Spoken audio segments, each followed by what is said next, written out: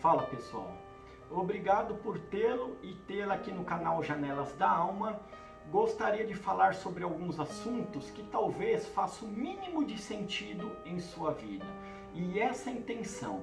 Se 1% do que eu falar aqui servir para você, estarei grato mesmo sem saber.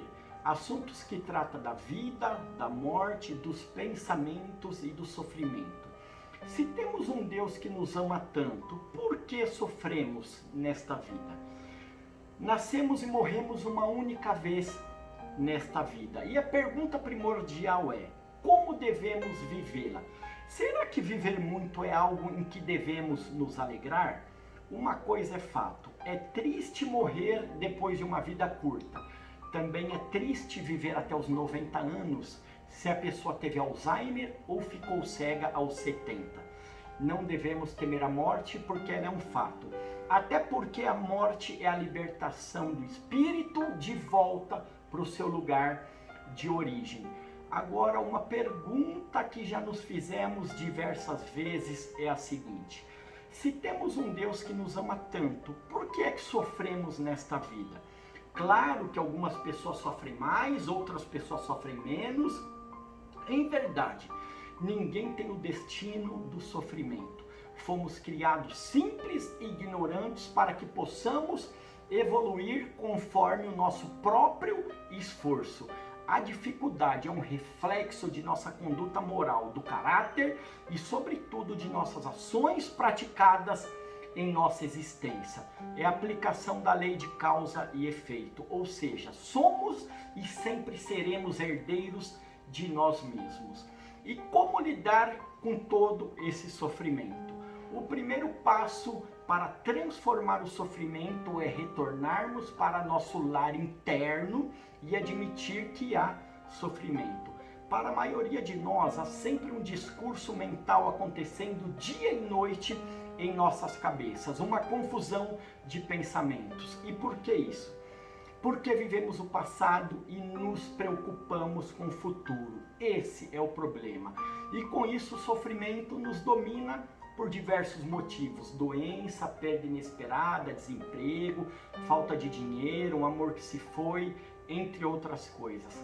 Talvez a coisa mais difícil da vida seja nos tornarmos pessoas melhores. Ninguém pode se transformar, se melhorar por seus próprios esforços, sem qualquer ajuda. Somente com a força do divino, uma ajudinha sobrenatural, qualquer pessoa pode se transformar. Se você se mantém aberto a esta força, todo o resto será feito por você, até porque abandonar o esforço pessoal não é o que lhe é pedido. E nesse caminho pela busca do autoconhecimento, certamente haverá uma luta entre sua mente, seu ego, seu intelecto. Muitos conceitos se rebelarão contra você. E isso a gente precisa entender. Entender e praticar. Apenas ler a bula do remédio não cura a doença. Algo que é difícil também é de nós não sermos contaminados pelas coisas desse mundo, pelos prazeres deste mundo. Quer ver um exemplo legal? Você conhece a história da flor de lótus? A flor de lótus é uma planta aquática originária do Oriente, que floresce sobre as águas. Mas o detalhe é que ela nasce sempre no meio de um brejo, de um lugar feio, fedido, e ela não se deixa contaminar pelo seu ambiente externo. Apesar de nascer no meio de um pântano feio e mal cheiroso, ela cresce e se torna sempre bela e cheirosa. E essa é a postura que deveríamos adotar perante a vida, apesar de todos os desafios que a vida nos apresenta. Inclusive nas religiões asiáticas, a maior parte das divindades costumam aparecer sentadas sobre uma flor de lótus durante o ato de meditação. Dizem que somente quem mergulha no fundo do oceano é que pode encontrar a pérola. Quem fica na superfície é levado pela corrente do prazer e do sofrimento.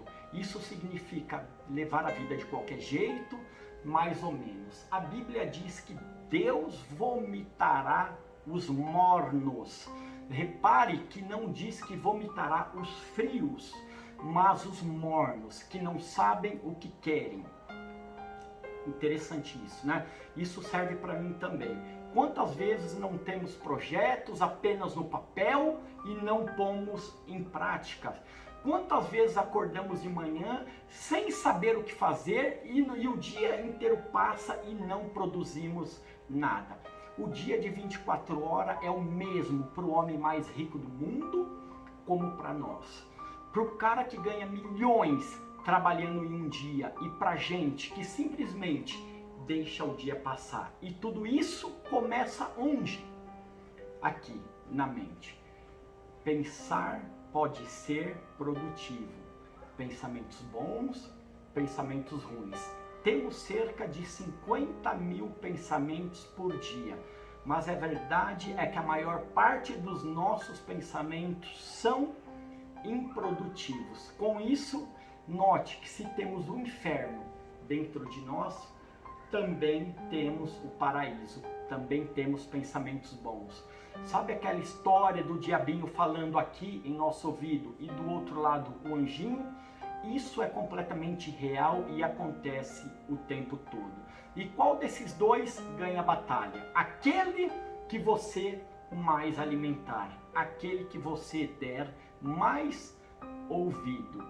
Mudar seus pensamentos muda o seu mundo. E esse é o ponto fundamental dos ensinamentos de Buda.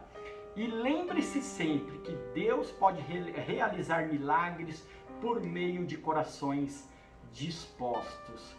Passem bem, me sigam no Instagram.